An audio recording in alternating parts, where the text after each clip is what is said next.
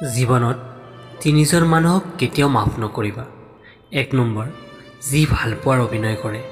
২ number, যি বন্ধুত্বৰ সুযোগ বুজি বেইমানি কৰে। ৩ নম্বৰ, যি বিশ্বাসৰ মৰ্যাদা ৰাখিব নোৱাৰে।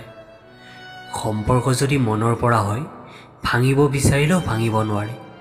সম্পৰ্ক যদি স্বাৰ্থৰ বাবে হয়, লগ লগাব বিচাৰিলেও লগ নেলাগে। আজিৰ দিনত ছোৱালীৰ ৰূপ নাথাকিলে কোনো ওচৰত নাহে, আৰু ল'ৰাৰ টকা নাথাকিলে কোনো ওচৰত নাহে। সন্মান কৰক সেইজন মানুহক আপুনি বেয়া ব্যৱহাৰ কৰিলেও যিজনে আপোনাক বেয়া ব্যৱহাৰ নকৰে। কাৰোবাক ইমানো বেয়া ব্যৱহাৰ নকৰিবা আকৌ মিলাৰ পিছত তোমাক ক্ষমা কৰিব নোৱাৰাকৈ। হাঁহিতকৈ সুন্দৰ একোৱেই নাই, তথাপিও মানুহে দেহৰ বৰণৰে সৌন্দৰ্য বিচাৰ কৰে। কোনে কি ভাবিলে, কোনে কি চিন্তা কৰিলে সেইবোৰ ভাবি লাভ নাই। অকল নিজৰ মনটোৰ কথাকে শুনক, নিজৰ মনটোকে প্ৰাধান্য দিয়ক। সপোনবোৰ প্ৰফাইল পিকচাৰৰ দৰে, বাস্তৱবোৰ আধাৰ কাৰ্ডৰ ছবিৰ দৰে।